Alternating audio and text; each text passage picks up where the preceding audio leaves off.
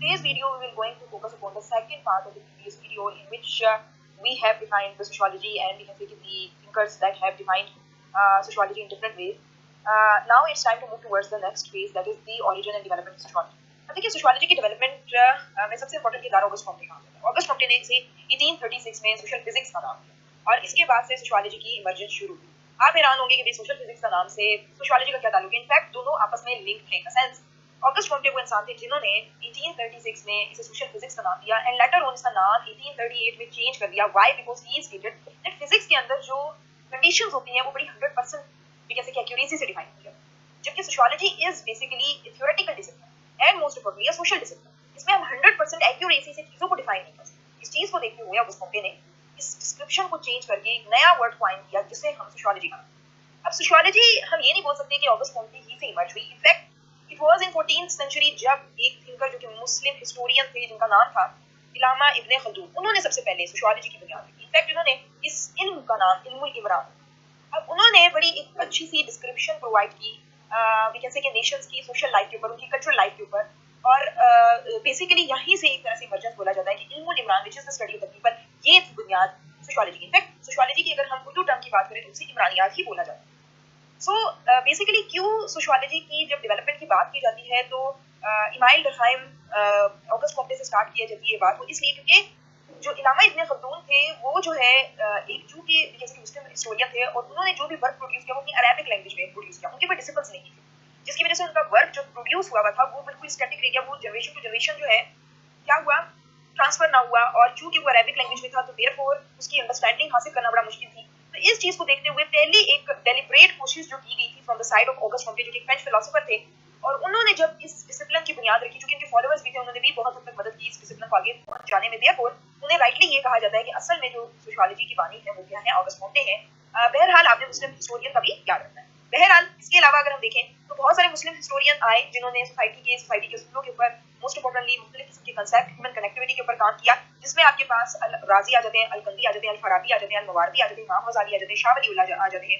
इसी तरह बहुत सारे यूरोपियन ओल्ड थिंकर्स भी आ जाते हैं जिसके अंदर एरिस्टोटल आ जाते हैं, सोक्रेट आ जाते हैं, प्लेटो आ जाते हैं, मैकियावेली आ जाते हैं, थॉमस होबेस आ जाते हैं, कांट आ जाते हैं, और बहुत सारे आपको न्यू थिंकर्स भी नजर आएंगे जिसमें ज़ैमल आ जाते हैं, टिमाशेफ आ जाते हैं, बर्जर आ जाते हैं, Durkheim, Parsons, Ogburn, Nimkoff, all these are the part of sociological reign. यानी कि इन सब ने सोशियोलॉजी की जैसे कि कांसेप्ट्स में अपने आइडियाज को डेवलप करने में इंपॉर्टेंट किरदार अदा किया। अब ये याद रखिएगा कि सोशियोलॉजी जो है एक ऐसी डिसिप्लिन है जिसके अंदर हम सोसाइटी के हर असूल को देखते हैं। देखो जो भी सोशल लाइफ की चीज होती है वो इसी के अंदर डील की जाती है। एक ऐसा डिसिप्लिन है जिसमें सोसाइटी के हर गेम को डील किया जाता है, सोसाइटी के हर एस्पेक्ट को डील करती है, क्योंकि सोशल बिहेवियर मैनी साइडेड होता है, इसमें बहुत सारे फैक्टर्स इन्वॉल्व होते हैं। तो इन तमाम चीजों को डील करने के लिए सोशियोलॉजी अपने डिसिप्लिन से साइंटिफिकली इन चीजों के ऊपर फोकस करती है। जहाँ तक बात की जाए कि सोशियोलॉजी जो है एक जनरलाइजिंग साइंस, मींस ये कि जो भी डेटा एक्वायर किया जाता है फ्रॉम सोसाइटी तो वो सोसाइटी पे ओवरऑल अप्लाई किया जाता है। It is not something that is specific to certain area.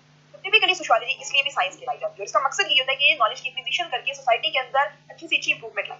अच्छा, सोशियोलॉजी बिफोर ऑगस्ट कॉम्टे एक इंपॉर्टेंट एस्पेक्ट है, ये भी आपको पता होना चाहिए कि सोशियोलॉजी ऑगस्ट कॉम्टे से पहले एग्जिस्ट करती थी या नहीं करती थी। अगर करती भी थी तो किस फॉर्म में एग्जिस्ट करती थी। तो मैंने आपको पहले ये चीज बता दी कि बहुत सारे प्रीवियस थिंकर्स ने सोसाइटी के लिए काम किया। It was not just we can say कि ऑगस्ट कॉम्टे जिन्होंने इस रिएम में शुरुआत से काम किया, नो, बल्कि पहले से भी इसके ऊपर बहुत सारा काम हुआ। लेकिन चूंकि उस जमाने में सोशियोलॉजी टर्म जैसी कोई वी कैन से कि डिसिप्लिन क्वाइन नहीं हुआ था, तो देयरफॉर उनके जो वर्क थे वो जो है स्पेकुलेशंस पे बेस्ड थे, उनकी जो सोशल थॉट थी उसके ऊपर बेस्ड हुआ करते थे। तो इस तरह का एक फ्रेज बोला जाता है सोशियोलॉजी के बारे में कि इसका एक लॉन्ग पास्ट है और शॉर्ट हिस्ट्री। इसका क्या मतलब?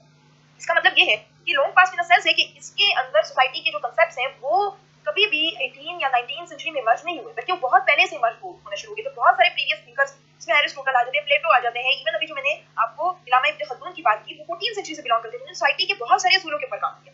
तो इस लिहाज से देखा जाए तो सोसाइटी का जो टॉपिक है इट इज नॉट न्यू, जबकि ये एक शॉर्ट हिस्ट्री रखती है। ना सेंस इसको इस तरह से बोला जाता है कि सोशियोलॉजी इनफैक्ट 19th सेंचुरी में भी एक डिस्टिंक्ट ब्रांच के तौर पर डेवलप, जिसके अपने डिस्टिंक्ट वी कैन से के कांसेप्ट्स थे। उस जमाने में जो सोसाइटी के एस्पेक्ट्स थे वो फिलॉसफी डील किया करती थी, साइकोलॉजी डील किया करती थी, यानी कि बहुत ज्यादा इश्यूज बनाए जाते थे कि भाई नया डिसिप्लिन बनाने की जरूरत ही नहीं है, सोसाइटी के बहुत सारे एस्पेक्ट इन डिसिप्लिन के थ्रू कवर हो ही जाएंगे। लेकिन ये डेलिब्रेट कोशिश किसने की थी? इट वाज ऑगस्ट कॉम्टे जिन्होंने सोशियोलॉजी की टर्म को इंट्रोड्यूस करवाया और उसके बाद से इसके ऊपर बहुत सारा काम होने लग गया। लेकिन ये भी याद रखिए जो प्रीवियस थिंकर्स होते थे वो जो है सोसाइटी के ऊपर जब कॉन्सेप्ट्स डेवलप करते थे तो सोसाइटी को एक परफेक्शन की तरफ ले जाने की ऊपर बात करते थे। सोसाइटी की जो मौजूदा कंडीशन है उसमें इस तरह की इंप्रूवमेंट्स लाई जाए कि वो जो है क्या नाम है किसकी तरफ चली जाए, एक आइडियल सोसाइटी की तरफ चली जाए, जो कि बिल्कुल डिफरेंट है from that of the sociologist. So बहरहाल असल में 19th सेंचुरी में Auguste Comte, Spencer, Durkheim, Weber ने कोशिशें की और इस डिसिप्लिन की बुनियाद रखी। There are several many other thinkers जिन्होंने जैसे कि इस सोशियोलॉजिकल डिसिप्लिन के अंदर अपनी डिस्क्रिप्शंस पुट की हैं, अपनी बहुत सारी थ्योरीज दी हैं जो कि बड़ी वैल्यूएबल हैं इस डिसिप्लिन को अंडरस्टैंड करने में।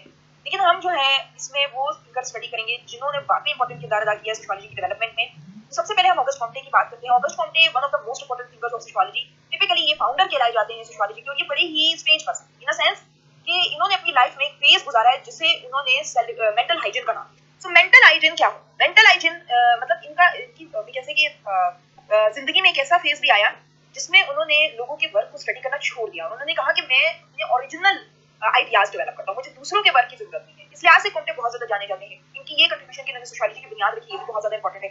साथ ही साथ इन्होंने दो कांसेप्ट्स डेवलप किए थे, सोशल स्टैटिक्स के नाम से और सोशल डायनामिक्स के नाम से। ये तो बहुत ज्यादा इंपॉर्टेंट है। सोशल स्टैटिक्स क्या करती है? ये बोलती है कि सोसाइटी के अंदर ऑर्डर की सिचुएशन क्या है, सोसाइटी की इंस्टीट्यूशन क्या है और इंस्टीट्यूशन के दरमियान इंटरडिपेंडेंस, इंटरलिंक कितना इंपॉर्टेंट है। On the other hand social dynamics इस चीज को डील करती है कि सोसाइटी के डिफरेंट पार्ट्स क्या करते हैं, मूव करते हैं। सोसाइटी कभी भी स्टैटिक नहीं होती, एक स्टैटिक सोसाइटी मुर्दा सोसाइटी। लिहाजा इस चीज को देखते हुए ऑगस्ट कॉम्टे ने ये बोला कि सोसाइटी के अंदर डायनामिक एस्पेक्ट्स भी शामिल होते हैं। यानी कि इसने दो कांसेप्ट्स दिए जो कि बहुत ज्यादा इंपॉर्टेंट है related to the August Comte. August Comte कहते हैं कि सोसाइटी के अंदर क्या है, कुछ पार्ट ऐसे होते हैं जो कि सोसाइटी की फंक्शनिंग पे काम कर रहे होते हैं और कुछ पार्ट ऐसे होते हैं जो कि सोसाइटी के अंदर चेंज के ऊपर काम कर रहे थे। इसी बेस पे उन्होंने पूरी डेफिनेशन ऑफ सोशियोलॉजी डेवलप। उन्होंने क्या बोला? उन्होंने कहा sociology is the science of social progress and social development. ये तो उसने दो चीजों की बात की। एज वेल एज उन्होंने अपनी डेफिनेशन के अंदर ना सिर्फ प्रोग्रेस और डेवलपमेंट की बात की बल्कि उन्होंने सोशल ऑर्गेनाइजेशन की बात। उन्होंने कहा कि ये क्या है, साइंस ऑफ सोशल ऑर्गेनाइजेशन की as well as social development. इस लिहाज से पहली चीज हमें याद रखनी है कि इन्होंने जो है क्या नाम है सोशियोलॉजी की बुनियाद रखी। साथ ही साथ इन्होंने सोशल स्टैटिक्स, सोशल डायनामिक्स के कंसेप्ट को इंट्रोड्यूस करवाया और इन्होंने एक अनदर कंसेप्ट भी इंट्रोड्यूस करवाया था जिसको बोलते हैं पीसफुल ऑफ ह्यूमैनिटी। अब उन्होंने कहा कि सोशियोलॉजिस्ट बिल्कुल इस तरह से जैसे प्रीस्ट्स होते हैं, यानी कि ये सोसाइटी की वेलबीइंग के लिए काम करते हैं और सोसाइटी को एक परफेक्शन की तरफ लेके जाते हैं। इसी बेस पे उन्होंने रिलीजन ऑफ ह्यूमैनिटी की बुनियाद भी रखी थी। ऐसा रिलीजन जिसके अंदर हर कोई इक्वल होगा, सोसाइटी में किसी किस्म का डिसऑर्डर और अनार्की नहीं रहेगा।